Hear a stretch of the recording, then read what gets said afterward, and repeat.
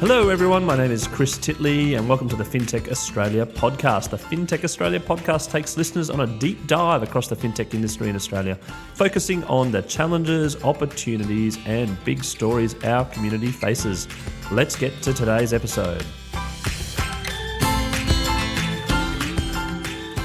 Hi, it's Chris Titley here as part of the FinTech Australia podcast. I'm joined by Dan Jovevski, founder and CEO of WeMoney. Dan, thank you so much for being part of this series and great to catch up. Yeah, so good to see you, Chris, and amazing work here with the podcast. Long-time listener and so good to be on. Thank you very much, Dan. Now, for the listeners out there that have no idea what WeMoney is, can you give the listeners a bit of a background on the history of the business and I suppose how you're going now in this current environment? Yeah, it's a good question, Chris. The essence of WeMoney is to help Australians live their best financial lives and address one of the biggest taboo topics that currently exists, particularly for young people, which is the $2.3 trillion debt crisis that exists in Australia. So WeMoney saw that young people in particular often struggle with the accumulation of debt in their 20s and then struggle to pay that off as they get older into their 30s and their 40s. And what WeMoney does, in essence, is it's powered by open banking. It allows for our members to connect all their accounts in one place. So think of that as your transaction account with your bank, your credit card, your buy now, pay later platform, superannuation account, essentially any financial product that you can think of to see that full 360-degree view of your money. Track up on your credit health. So if you've got a low credit score, how do you improve that so you can become credit included? But if you've got a great credit score, how do you leverage that credit score in order to get a better outcome? And that's where the core business model of WeMoney exists today, where we identify savings for consumers, where they're typically overpaying on things like personal loans or mortgages or electricity tariffs. They can easily identify the opportunity to save money and explore opportunities to switch to save. And that, in some cases, for our consumers, puts somewhere to the tune of about $150, $250 in their back pocket each and every single month, which is huge savings. And that's the primary use case for open banking that we use. Been around for 3 years publicly, and yeah, there's a longer backstory there, but that's the quick summary. Excellent. And so from a consumer point of view, you're getting everything under one roof. Firstly, because you use different providers and different types of providers, and secondly, knowing your credit score and understanding your credit score, allowing you to either access credit, which you may not have previously to grow or to do whatever you might want to do, or alternatively understand that you might be not getting a great deal. So from your point of view, how do you go about then telling those consumers and nudging those consumers to say, hey, look, you might be overpaying, or alternatively, here's a new product for you that you can actually think about? Yeah, it's a good question again, Chris. I think the real shocking sort of stat that we look at is that if you ask a question to our members prior to them joining WeMoney, do you know what interest rate you're currently paying on your existing financial products? A shocking 60% plus will not even know what rate they're currently paying. So for most people, when they go through the process of connecting their accounts, they often find what interest rate they're currently paying, and it's often a shock, Chris. So what we have seen, particularly for things like personal loans, is that around 85% of our members are typically overpaying on their personal loans relative to their credit scores. So if somebody's got a great credit score, they may have got a personal loan or a car loan 3-4 years ago, not checked the rate, but not understood they could potentially be saving money. And so that epiphany often occurs in the first 7 days of them joining and signing up. So connecting your accounts, uncovering your credit score. We take all those data points and then we personalize essentially a tile that says, hey, Chris, did you know that you may be overpaying on your current existing financial products? Here's some opportunities to explore so you can save some money. And yeah, that typically leads to people being motivated to save money, and especially in the cost of living crisis that we're currently in, Chris, $150, $250 a month is a substantial amount. It's almost like an interest rate cut that people are receiving by simply moving their accounts and saving money. You touched on then that just then moving accounts. I mean, the pain and the friction that some people think about in a predetermined way about moving accounts or applying for things or going, oh, it's too hard, etc. And I certainly understand in this environment, $150 a month is certainly something not to sneeze at. So people should be looking at better deals. How do you make that process a little easier for people, and how do you sort of give them that message to say, actually look at this particular product, and do you actually hand it over, or do you sort of manage it in-house? Yeah, it's a really interesting journey that we've been on in this space. I'll let you know about the current state today, and then also how we plan to tackle this in the future. But today, Chris, a consumer can get to the point of uncovering that they can save money on existing products. They then click out to a third-party provider's website they're interested in exploring. They have to go through the process of applying with that third-party provider, as in entering their details and going through that end-to-end process with the provider. There's a really interesting distinction that we've uncovered, which is FinTech lenders, for example, are often processing an application and fully assessing the application and also funding customers within a period of 48 hours. So from the start of the application, they're literally going through the full refinancing process in under 2 days. Now, if we contrast that against maybe traditional, organisations, things like banks or other lenders, that process sometimes can be 3 to 4 weeks. And so we have seen a real interest in consumers not only achieving a better rate, but doing that, easily with speed. Really, the future for WeMoney is to assist in that full journey, that end-to-end journey, not only uncovering that you may be overpaying on an existing financial product, but also fulfilling that process end-to-end. And that's really the vision of WeMoney, is this concept of one-button finance. We can open up a Spotify app, so we can press play and play our favourite music. We can one-click, purchase on Amazon and have a box arrive in, the next day. But with financial services, that complexity that sits underneath the hood, is the main problem to solve. And Chris, our point of view is that if we, together with other people, of course, it's not just us in this process, is solve that problem, then essentially we shift the consumer surplus to be more positive for consumers over the long run, because they're then enabled to essentially vote with their fingers, where they can move to save money very easily. And that means that the cost of financial services for all consumers ends up decreasing. So that's a really important topic for us, because it's often the case that people end up overpaying, and they overpay for years. And we think that's fundamentally something that needs to change. The two questions on the back of that answer. One is the importance of a credit score and younger people understanding their credit score. And the second one is, obviously there's multiple providers when it comes to things like personal loans and different financing options. How do you go about screening, I suppose, newer products or newer entrants to make sure that there's, everything is sort of above board and people are getting a fair deal? Yeah, it's a really good question, Chris. And I think the first thing is that our ultimate goal is to put consumers off into a better financial position. So that's the first step. We only operate with lending providers that are putting consumers off into a better outcome. So we don't operate into the high interest rate environment. That's not us. There's opportunities for consumers to maybe explore those options elsewhere. But our primary goal is to help people identify an opportunity to save money in a tangible way.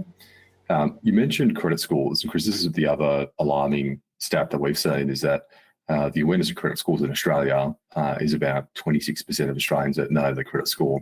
And not knowing your credit score could actually be very costly, because in a typical personal loan, if you've got a personal loan, say, from a traditional organisation, you might be paying an interest rate anywhere between 18, 19 or even 20%. But if your credit score is, say, 800 out of 1,000 or 800 out of 1,200, you could potentially be achieving a rate of 6%, which is a huge degree of savings that you could be putting in your back pocket. Conversely speaking, Chris, on the other end, if you've got a low credit score, you don't know what makes up a credit score. How do you improve that over time? So we've got a very large consumer education piece to help those people improve their credit scores. And I'm really proud to say that at WeMoney, people improve their credit score by 63 points over a short 9 months on the platform. Yeah, right. Wow. By understanding credit health, and that's an important outcome. The last thing I'll mention is that Australia is moving into an American-style credit scoring system, where if you go to America on dating websites like Match.com, it's the FICO score, isn't it? Checks. Yeah, correct. You'll hear that from the law in American movies about credit score being discussed almost like it's your driver's license number, yeah, or your phone less. number. Yeah, correct. Yep. So I think as the market becomes more dynamic and different providers look for different opportunities to serve customers, that credit score become increasingly important in Australia in the future. And mate, a week or two ago, we caught up at the Finnies in Sydney this year. A fantastic event. I think you mentioned prior to this podcast was in excess of 500 people attending the awards ceremony, which sort of celebrates and recognises the importance of fintechs within the ecosystem and various different verticals and sub-verticals. And WeMoney on the night took out 3 awards, mate, which I've very rarely seen in my life at the Finnies. Congratulations on that. I'll touch on each award, but firstly, a bit of a high-level bit of commentary from you about the night. Oh, it was amazing. Look, Chris, even to be counted as a finalist was an achievement unto itself, but to be awarded 3 awards, it was just something out of this world. We couldn't believe it, and I was almost in shock to even the first one. That was massive sense of jubilation from the whole team. I think from our point of view, not only is it sort of sitting in front of your peers and receiving that sort of recognition, but it's also recognising the team's incredibly hard work over this period of time, because these awards aren't the representation of what happened 3-4 weeks ago. It's the culmination of activities over the last 3 to 4 years here at WeMoney, and all the hard work that's gone into putting what we've got. And it's really special to be called out and mentioned that in front of 500 plus people. It was incredible, and the team are thrilled and stoked, and we're so glad to be in front of all these other amazing companies that took out awards as well.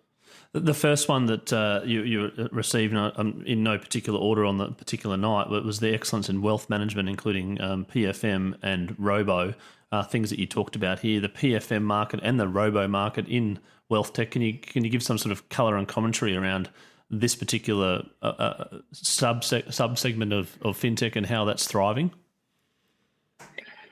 Yeah, Chris, I think the PFM market is probably one of the most difficult markets, not just in Australia, but also globally. It's known for its high mortality rate because of essentially the difficulty of providing real value to consumers. So what you'll often see is that a lot of participants will enter this market and unfortunately exit because commercial viability or not being able to focus on the use case. I suspect that the reason why that WeMoney might have been highlighted was we had a particular wedge in the market where we were very clear about our value proposition, which is helping consumers get out of debt faster, start their ambitions for home ownership and start that transition. And I think what you'll often find in this category is that if you have an omnibus solution, you try to be everything to everybody, it's very difficult to get traction. And it's also very difficult to present a commercial business case. So I don't know the real reasons, Chris, but I suspect some of the reasons is probably due to the ability to focus on a real consumer problem, but also have a viable business off the back of it. Yep, excellent. The second one was the FinTech Organisation of the Year, the People's Choice Award. Do you think that might have had something to do with the outfits that you continue to wear at the FinTech Australia event? No, that's a good point, Chris, and I'd love to say that's the case, but that solely goes to the WeMoney members that cast their votes.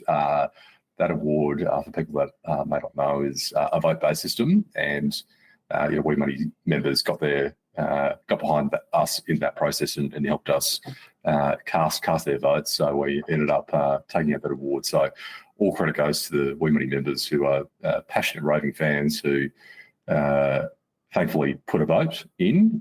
So we got to snag that award. I don't know if the merch sort of helped in that process, maybe with other people in the community, but I'd be very grateful if it did. Yeah, no, look, I do. On a serious note, congratulate you on that award because it is a serious award. But I also do note that every time I do see you, you are merched up to the hills on WeMoney, and it does make an impression, particularly at the Intersect and the Finnies, etc. And I am the recipient, or lucky recipient, of some WeMoney socks, which are very, very comfortable, by the way, and thank you very much for that. And I note on this podcast, which viewers may not be able to see, but Dan does have the WeMoney cap on as well. So merched up to the hills, and as you should be, and rightly so, as proud FinTech founder. The last award was the Excellence in Open Data, and we did touch on open data, and this sort of goes a little bit hand in hand with the Consumer Data Right, or CDR. And Dan, you're sitting in Perth right now, and last night you did have a FinTech Australia function talking about this CDR, and obviously last year we had the big CDR month in FinTech Australia, and we've got an event coming up in July in Sydney, the CDR Summit. Can you talk about your involvement in that event last night, and also your involvement in terms of the big one early in July. Yeah, definitely. Look, we essentially saw the formulation of the CDR all the way back in 2019 and literally bet the entire business behind the future of open banking and this new piece of digital infrastructure that essentially will change the landscape for consumers and empower them to essentially leverage their own data for their own benefit. That's the quick backstory, but really, I think fast forward to where we are today is that we've been in market now for about two and a bit years. To our knowledge, we believe that we're the number one aggregator of CDR data as a consumer brand in Australia, and kind of really leading the charge on one or two use cases that essentially assist with what we mentioned earlier around identifying opportunities for consumers to save money. Last night's event was great because what it did is it brought together a very small but powerful ecosystem here in Perth, which included the banks, also a credit bureau and a couple of other FinTechs. About 50 odd people came, which was really big. It was opened up by Senator Dean Smith. We also had Ruth Hatherley from Moneycatcher, as well as Rehan from FinTech Australia, who came down and supported the event. And I really think, Chris, that we are at a crucible moment in the CDR where essentially there is work to be done. There is things to be solved within the CDR. However, we remain very hopeful that those are any issues that would normally be observed in a new fundamental game-changing piece of infrastructure.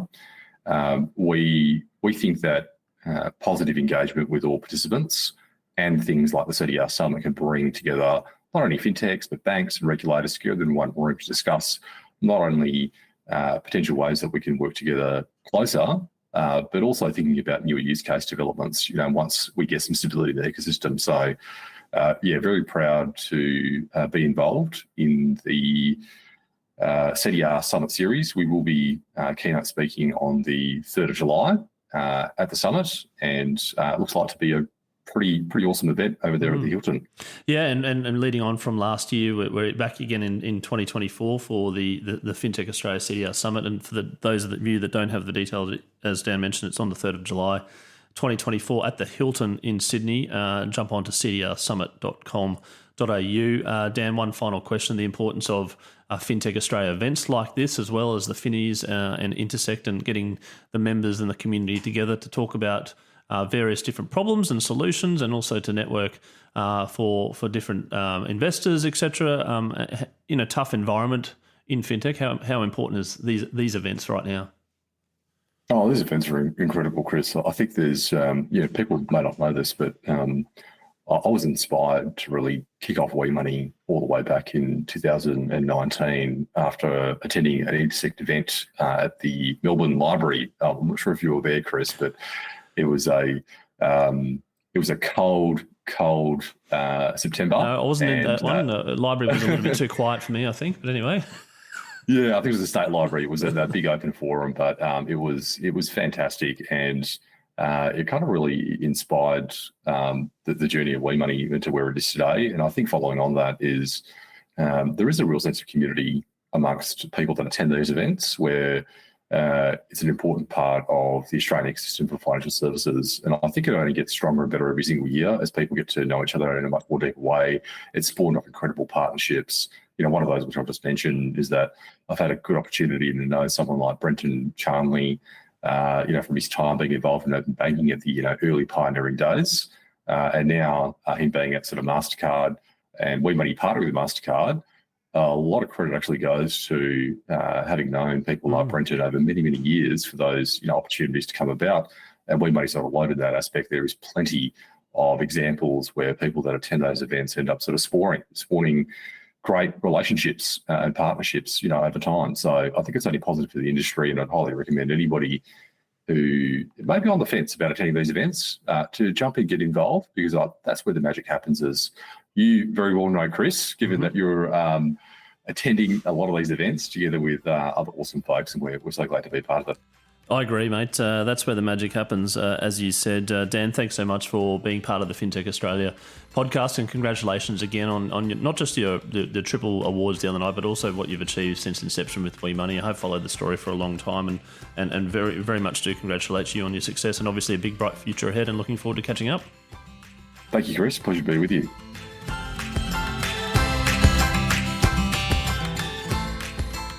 Thanks for listening to the FinTech Australia podcast. I'm your host, Chris Titley. The FinTech Australia podcast is a collaboration between FinTech Australia and Sub 11. For more information about membership options, news and the events coming up, jump on to the FinTech Australia website. Have a great day. Thanks for listening, and we'll catch you next time.